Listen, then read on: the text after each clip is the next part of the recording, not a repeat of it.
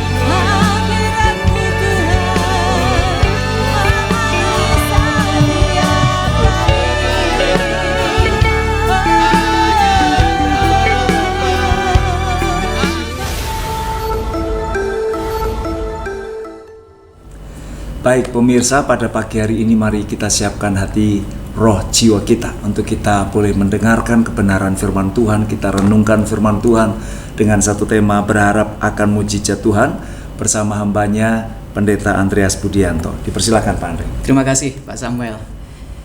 Salam, selamat pagi pemirsa yang terkasih dalam Tuhan Yesus Kristus. Sesuai dengan tema kita, berharap akan mujizat Tuhan, mari kita akan membaca satu ayat firman Tuhan yang saya ambil dari Kejadian pasal 18 ayat 13 dan 14. Saya akan membacakan demikian firman Tuhan. Lalu berfirmanlah Tuhan kepada Abraham, "Mengapakah Sarah tertawa dan berkata, sungguhkah aku akan melahirkan anak sedangkan aku telah tua? Adakah sesuatu apapun yang mustahil untuk Tuhan? Pada waktu yang telah ditetapkan itu, tahun depan, aku akan kembali mendapatkan engkau. Pada waktu itulah Sarah mempunyai seorang anak laki-laki." Pemirsa yang terkasih dalam Tuhan Yesus Kristus, ayat-ayat yang kita baca tadi, Tuhan sedang menegaskan kembali, menegaskan ulang janjinya kepada Abraham, di mana Abraham diberikan janji akan dikaruniai seorang anak di usia senja mereka. Nah, di tahun berikutnya dalam pembacaan kita tadi, akhirnya janji itu digenapi. Sarah melahirkan seorang anak yang diberi nama Ishak. Kita melihat di sini mujizat yang luar biasa terjadi. Pekerjaan Tuhan, karya Tuhan yang luar biasa dinyatakan secara hebat bagi Abraham dan juga Sarah. Dan itu menjadi sebuah penggenapan yang diharapkan kehadirannya. Dan tentu itu membawa sebuah sukacita yang luar biasa, membawa kebahagiaan yang luar biasa di tengah-tengah rumah tangga Abraham dan Sarah. Pemirsa yang terkasih dalam Tuhan Yesus Kristus, pasti setiap kita ketika mengalami mujizat Tuhan, mendapatkan mujizat Tuhan, kita akan mengalami sukacita, kita akan mengalami kebahagiaan yang luar biasa. Apalagi dalam kondisi yang berat, dalam kondisi terpojok, dalam kondisi yang terjepit, problem, masalah begitu berat kita rasakan, kemudian kita mendapatkan jawaban dari Tuhan, kita mendapatkan solusi yang dari Tuhan, kita mendapatkan pertolongan, bahkan mujizat yang dari Tuhan, itu pasti mendatangkan sukacita yang luar biasa. Seolah-olah kita menjadi lega, plong, sukacita karena karya Tuhan telah menyapa kita, karya Tuhan telah dinyatakan bagi kita. Nah, Bapak Ibu yang terkasih dalam Tuhan Yesus Kristus, kita pasti berharap akan hadirnya mujizat dari Tuhan ketika ada dalam kondisi-kondisi yang berat. Kita pasti kemudian berdoa, memohon pertolongan Tuhan, kasih karunia Tuhan, mujizat Tuhan dinyatakan untuk menjawab segala pergumulan-pergumulan kita. Ada seorang penulis Kristen yang mengatakan sebuah kata bijak seperti ini: mujizat seberapapun sulitnya dijelaskan atau diyakini, tetap merupakan sesuatu yang nyata dan bisa terjadi. Nah, dari nats yang kita baca hari ini ada dua prinsip bahwa mujizat itu nyata dan mujizat itu bisa terjadi. Prinsip yang pertama yaitu tidak ada yang mustahil bagi Tuhan. Dalam pembacaan kita tadi ada sebuah pernyataan yang dilontarkan kepada Abraham, kepada Sarah. Adakah sesuatu yang mustahil untuk Tuhan? Sebenarnya ini sebuah pertanyaan retorika yang tidak perlu dijawab, karena pertanyaan itu dinyatakan oleh Tuhan kepada Abraham, kepada Sarah, untuk menegaskan bahwa sebenarnya tidak ada satupun hal yang mustahil bagi Tuhan. Segala sesuatu itu mungkin bagi Tuhan. Karena apa? Karena Tuhan itu sanggup, karena Tuhan itu berkuasa atas segala perkara, atas segala sesuatu. Jadi bisa kita katakan bahwa karya Tuhan itu mengatasi kemustahilan.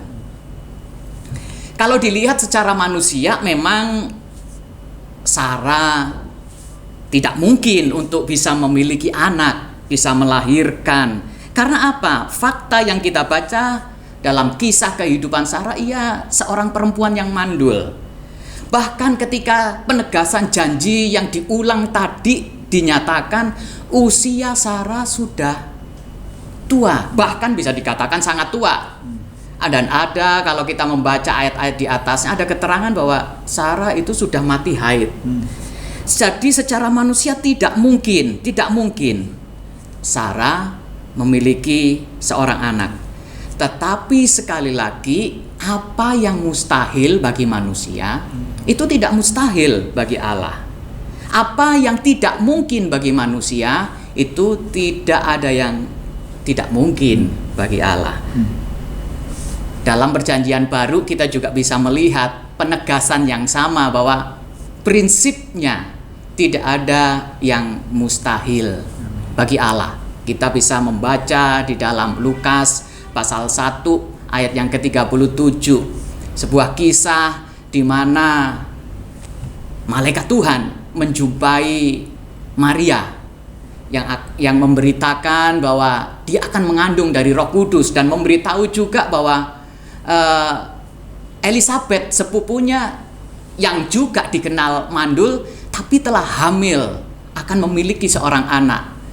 Dan pesan dari malaikat Tuhan menyatakan, sebab tidak ada yang mustahil bagi Allah. Jadi pemirsa yang terkasih, jangan kita putus asa, jangan kita menyerah ketika kita mengalami problem yang berat, mengalami pergumulan yang hebat. Kondisi sesulit apapun, di dalam tangan Tuhan tidak ada yang mustahil. Itu prinsip yang pertama. Prinsip yang kedua, mujizat itu terjadi sesuai dengan kehendak Tuhan. Mujizat itu terjadi sesuai dengan ketetapan Tuhan. Di ayat yang ke-14 ada pernyataan pada waktu yang telah ditetapkan itu. Mujizat itu tidak bisa dilepaskan dari kehendak Tuhan. Mujizat itu tidak bisa dilepaskan dari ketetapan Tuhan. Jika Tuhan sudah berkehendak, maka mujizat itu pasti akan terjadi. Ketika Tuhan sudah menyatakan ketetapannya, maka mujizat itu pasti terjadi.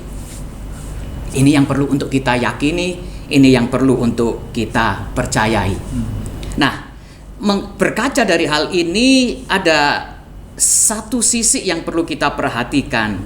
Jika Tuhan sudah membuka pintu, maka tidak ada yang sanggup untuk menutupnya. Tapi di sisi yang lain kita juga harus mengingat bahwa kita tidak bisa memaksakan kehendak kita, keinginan kita sendiri untuk dikabulkan oleh Tuhan. Yakinlah bahwa Tuhan selalu punya 1001 macam cara untuk menolong kita. Tuhan pasti tahu yang terbaik dan Dia pasti akan memberikan yang terbaik bagi kita. Oleh sebab itu, posisi kita, mari kita tetap memohon kemurahan hati Tuhan. Kita mengharapkan mujizatnya terjadi dalam kehidupan kita. Amin. Amin. Puji Tuhan. Pagi hari ini pemirsa, kita dibakar lagi hati kita untuk kita memiliki iman yang terus percaya kepada Tuhan, bahwa Tuhan sanggup melakukan mujizatnya. Kita akan kupas lebih dalam, tetapi setelah jeda pariwara kami segera kembali.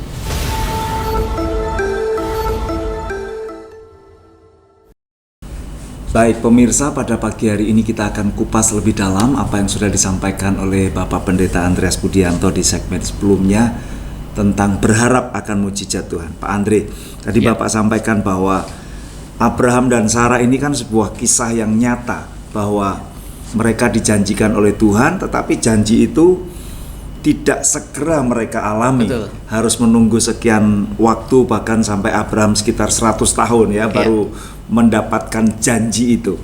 Apakah memang ketika kita ingin mengalami mujizat Tuhan itu itu ada satu proses yang harus dialami oleh setiap kita, Pak Andre. Ya, memang kalau berbicara tentang mujizat Tuhan, itu bisa terjadi memang secara langsung, tetapi juga bisa secara proses gitu. Nah, justru di dalam proses itu Tuhan sedang menguji kita. Apakah dalam masa-masa penantian penggenapan janji Tuhan itu, apakah kita tetap memiliki kesetiaan, keteguhan iman, berharap penuh kepada Tuhan untuk melihat penggenapan janji itu. Jadi sebenarnya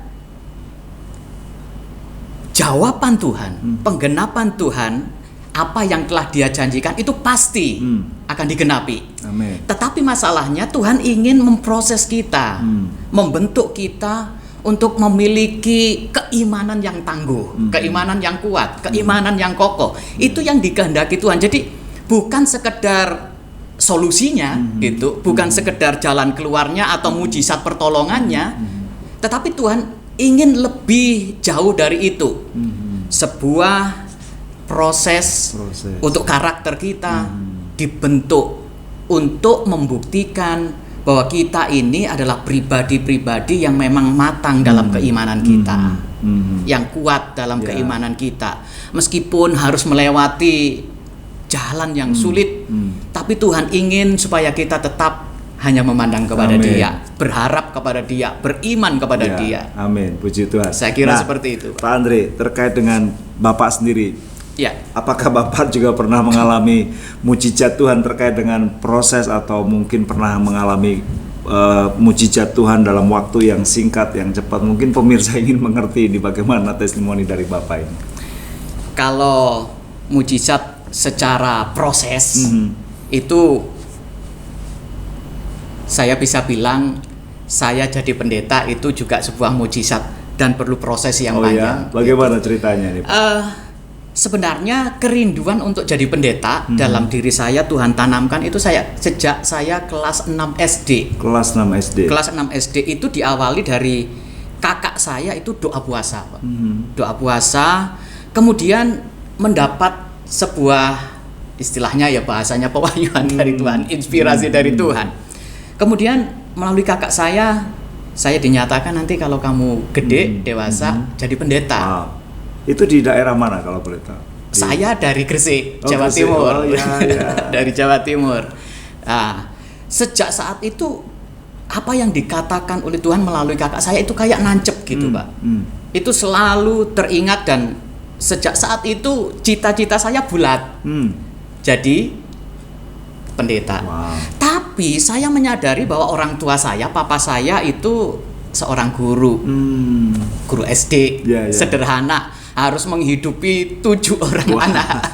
Ini KB benar-benar keluarga besar gitu. Saya berpikir ya secara manusia, dengan penghasilan papa saya yang tidak seberapa, hanya cukup untuk kebutuhan hidup sehari-hari. Saya tahu itu tidak mungkin saya untuk bisa lanjut sekolah di perguruan tinggi gitu. Tapi mama saya berpesan bahwa terus dalam doa. Terus dalam doa. Sejak itu SMP saya bawa dalam doa terus. SMA saya bawa dalam doa. Ketika papa nawarin saya gitu, sudah lulus SMA toh?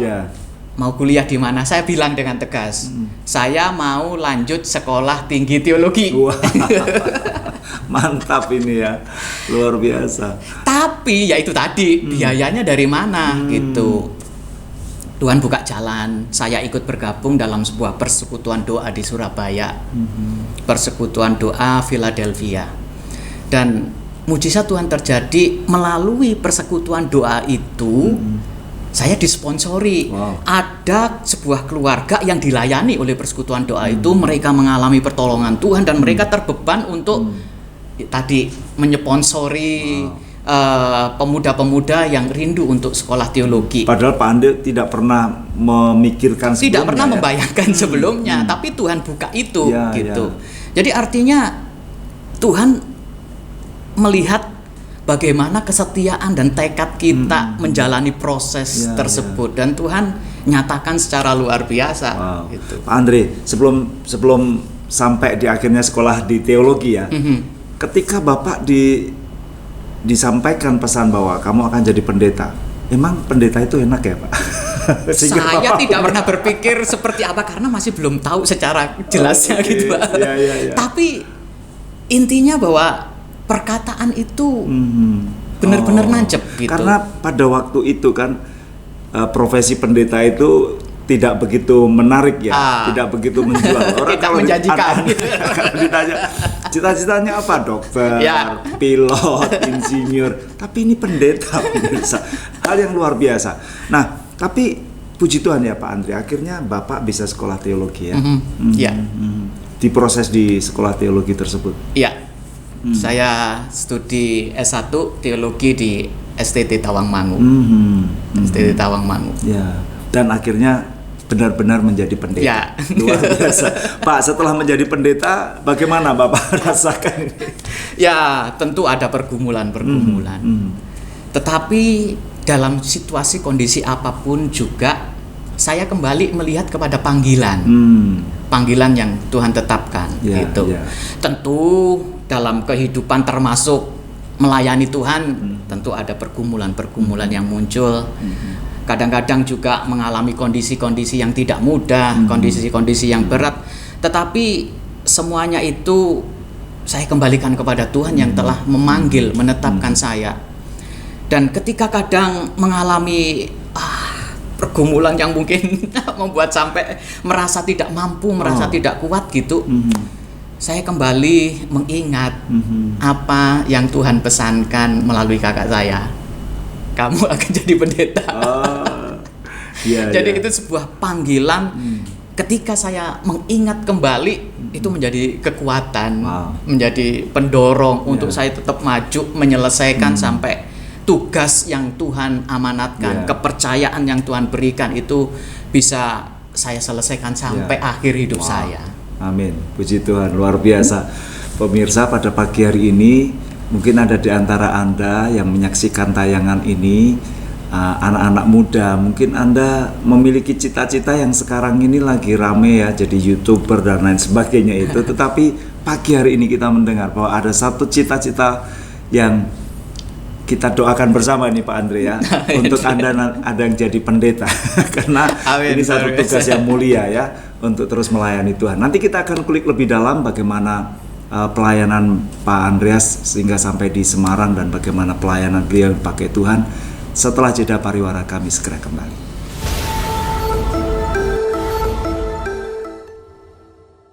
Baik pemirsa, pada pagi hari ini kita mendengar bersama-sama bagaimana sejarah pendeta Andreas Budianto bisa menjadi seorang hamba Tuhan, menjadi seorang pelayan Tuhan, menjadi seorang pendeta, dan ini adalah satu panggilan yang mulia. Tadi Bapak sampaikan panggilan. Amen. Pak Andre, kalau mungkin pagi hari ini ada di antara pemirsa yang pernah mendengar atau mendapat panggilan dari Tuhan, dia harus melayani Tuhan, tetapi ternyata dia lebih memilih ke bidang yang sekuler.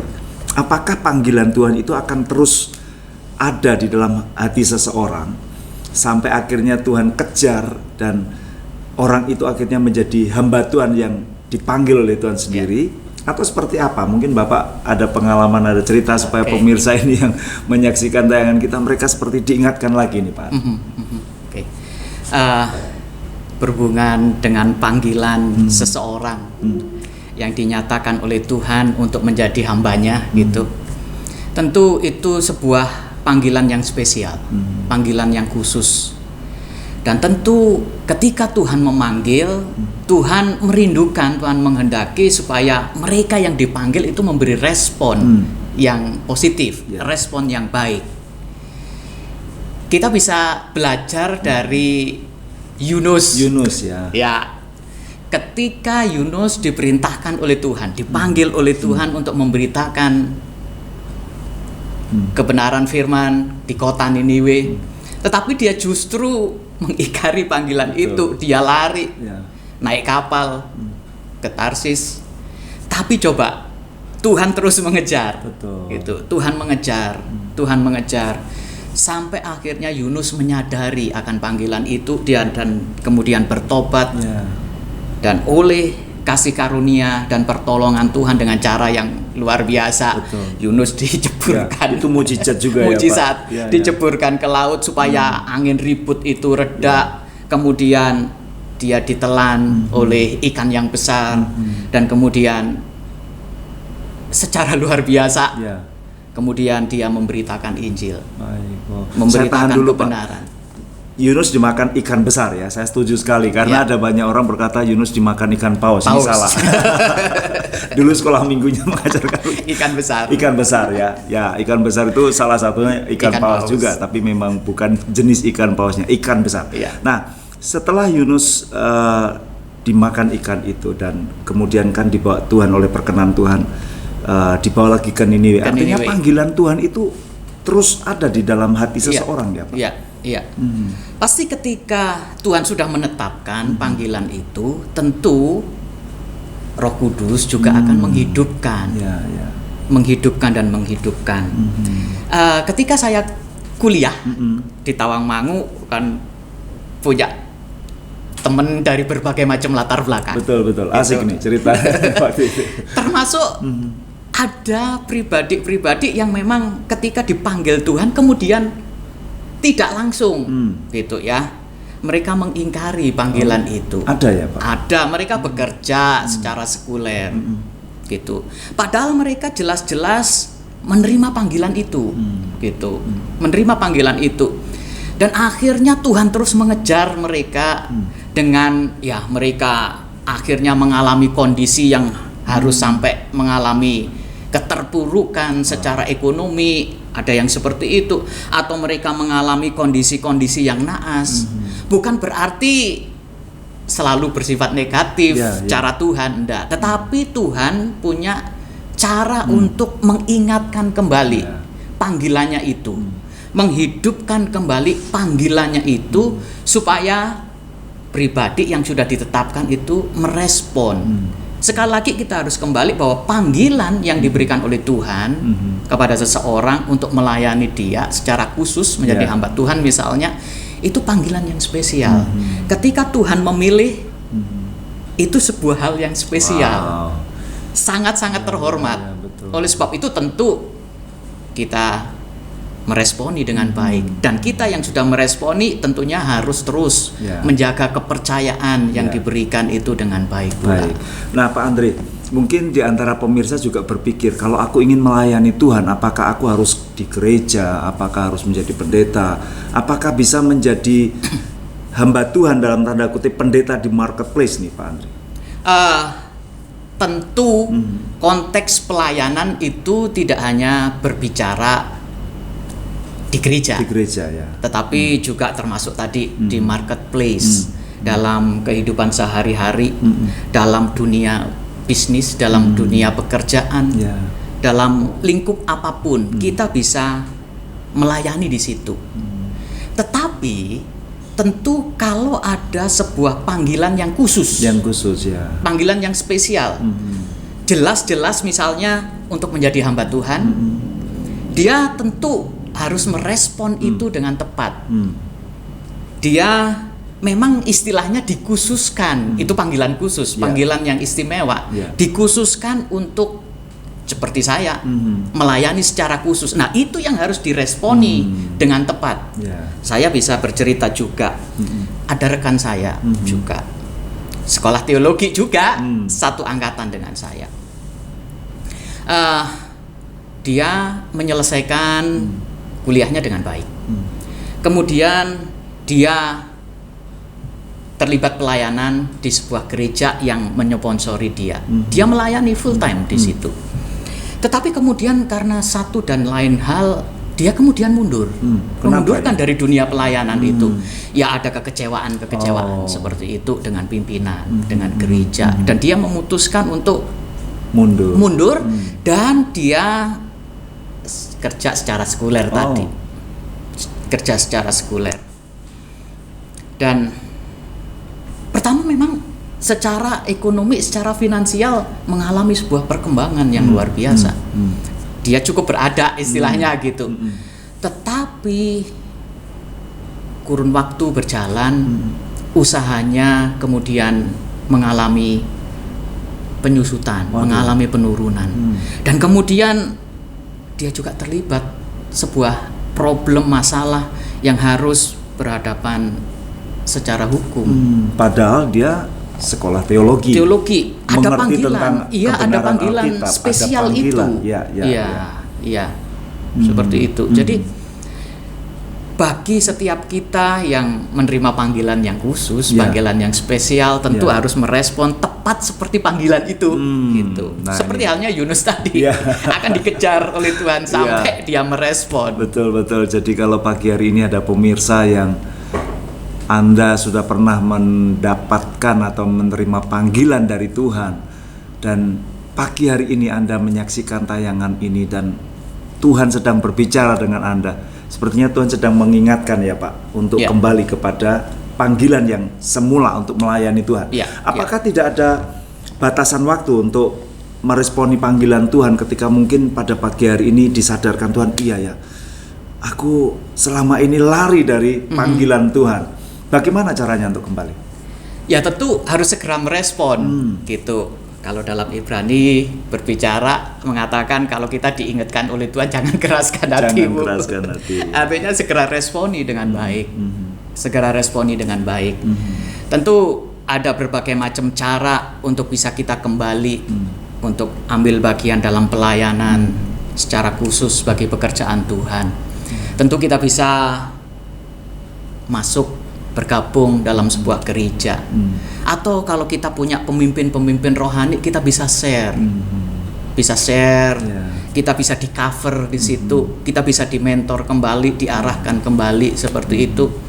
Karena mungkin ketika kita dalam tanda kutip, ketika terhilang dari panggilan pelayanan itu, mungkin kita mengalami kondisi-kondisi kegalauan, kebimbangan, keraguan, dan itu ketika panggilan dinyatakan kembali, diresponi, perlu peneguhan itu ulang, kembali diteguhkan, diyakinkan kembali.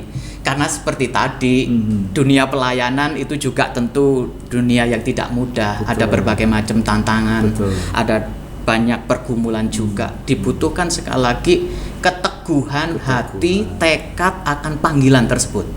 Gitu. Itu yang akan membuat kita tetap bertahan, membuat kita tetap survive dalam kondisi yang tidak mudah. Amin. Puji Tuhan. Baik pemirsa, nanti Pendeta Andri akan berdoa bagi kita semuanya, tetapi setelah jeda pariwara kami segera kembali.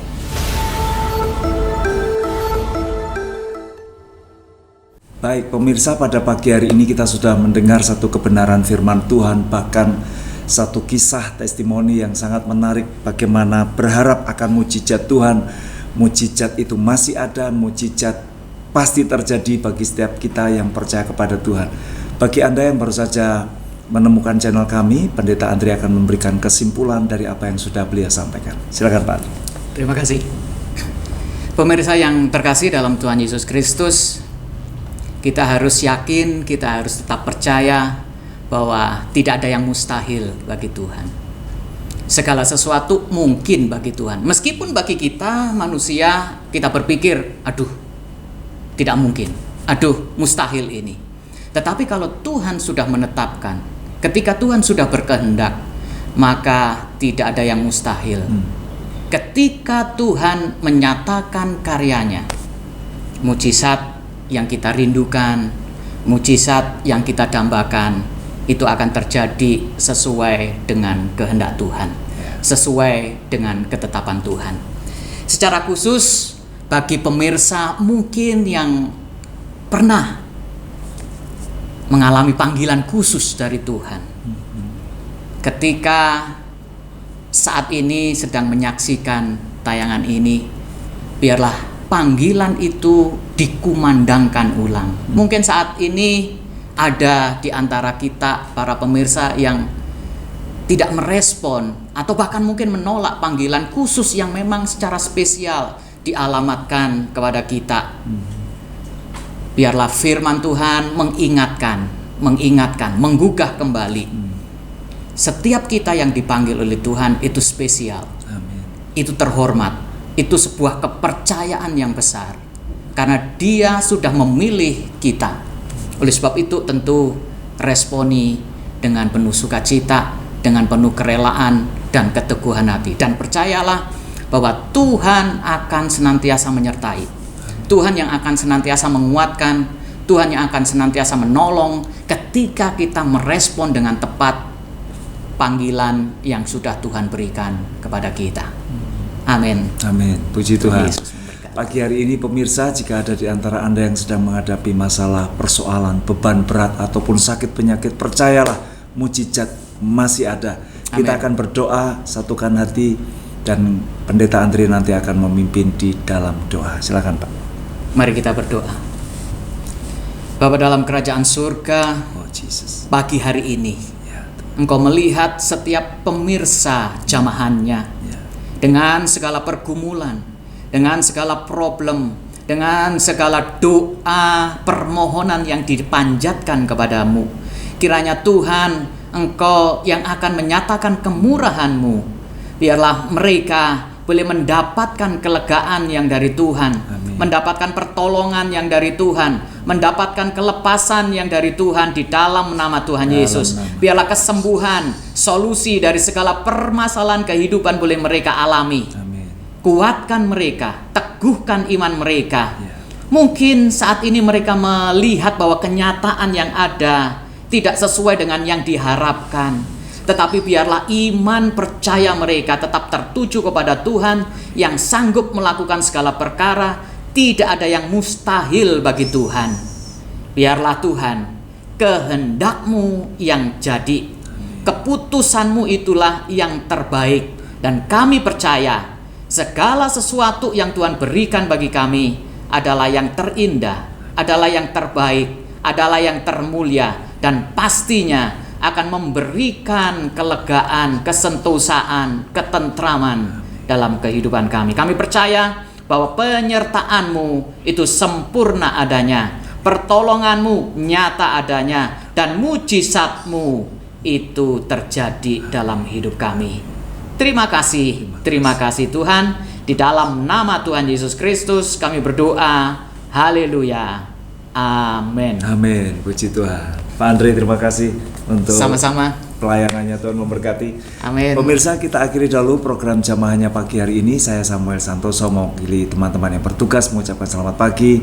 Salam jamaahnya, Tuhan memberkati. Tuhan Shalom. Yesus memberkati. Shalom.